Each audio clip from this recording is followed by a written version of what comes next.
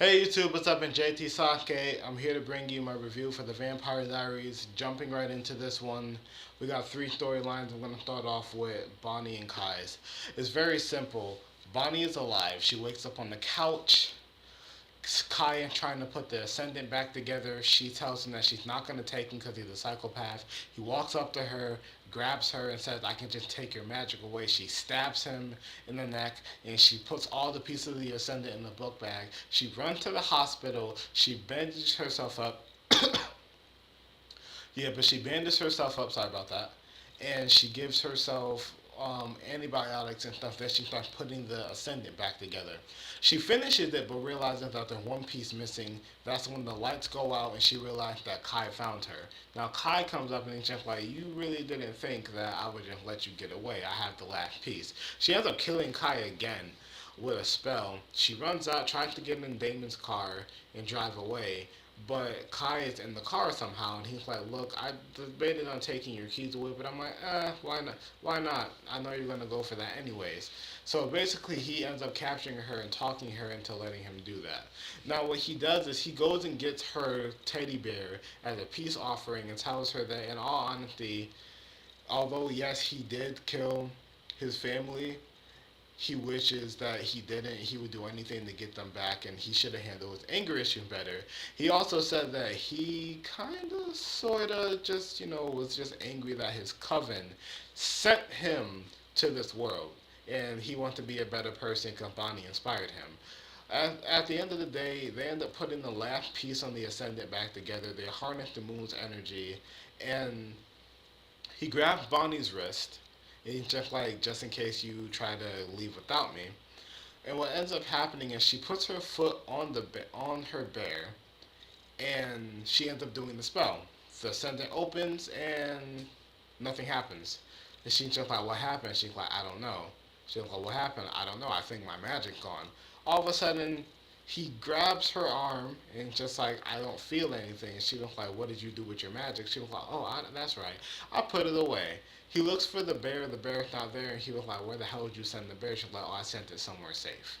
So they're trapped there. Um, then you got Caroline. Yeah, they got Caroline's story. Long story short, Enzo, after the whole accident, they ended up capturing Trip, and they were basically torturing him for information. They find out that Caroline being tracked by Trip's men, and they tell Caroline that Caroline gets a call from her mom saying, "Hey, look, I need you.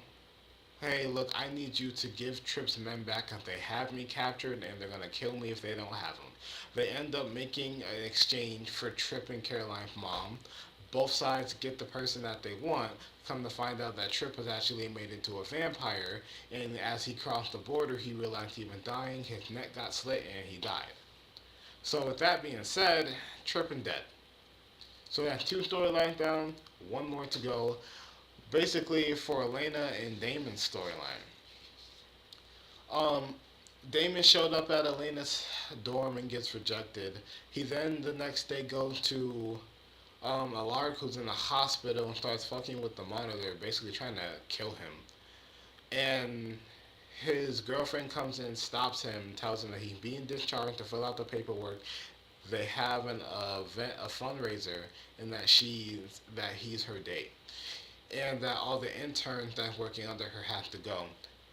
Damon knows that Elena is an intern at the hospital, so he prepares. He gets there before Elena.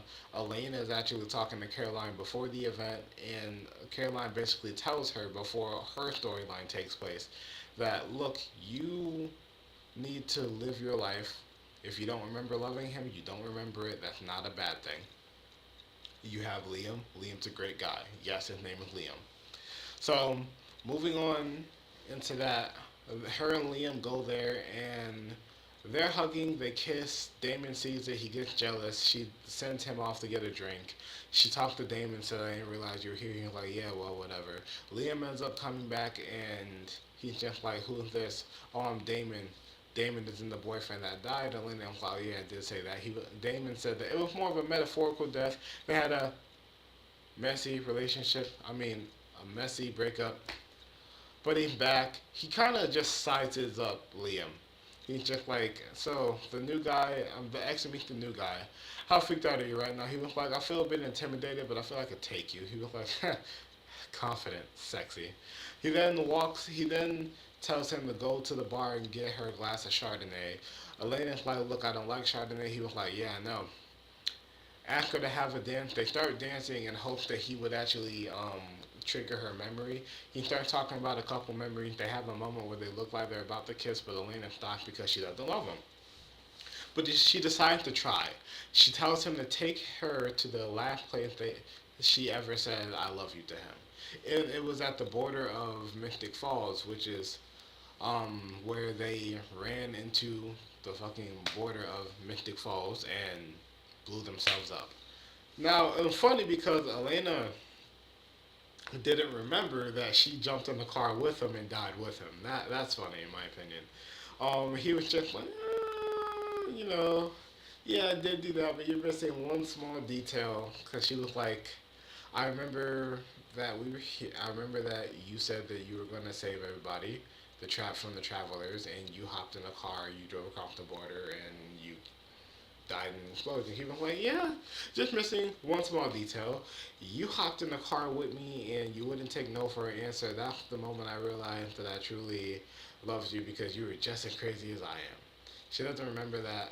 Nothing triggered her memory, so she decides to walk across the border and she starts drowning because the magic that made her a vampire is stripped away.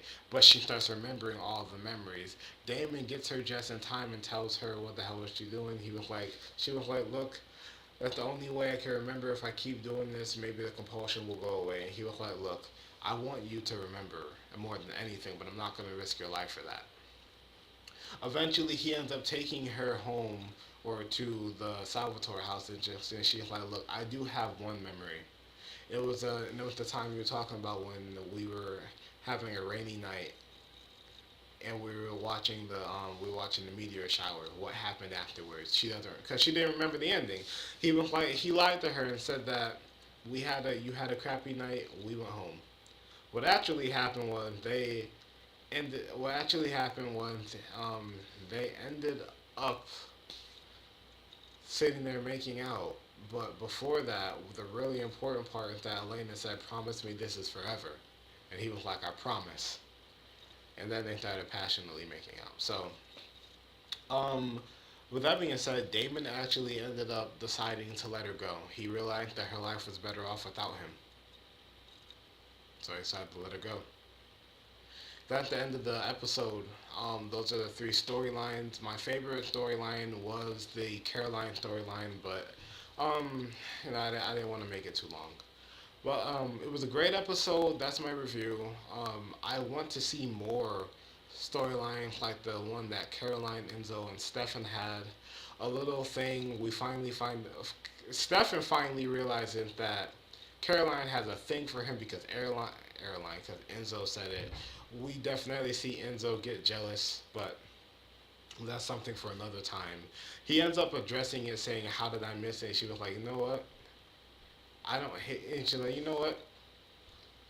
It doesn't even matter." She basically ends up saying that I don't hate you for everything that you've done. And she was like, "But you," and he was like, "But you still hate me." She was like, "Yes, I do." And she walks away. So it was just it was a lot of stuff going on. It was a great storyline. I was hoping that Stefan would have been like, "Look, I like you too," but Stefan's a dick, so I don't like Stefan. But thank you guys for watching. Comment, rate, subscribe, and see you guys next time. Sorry for rambling.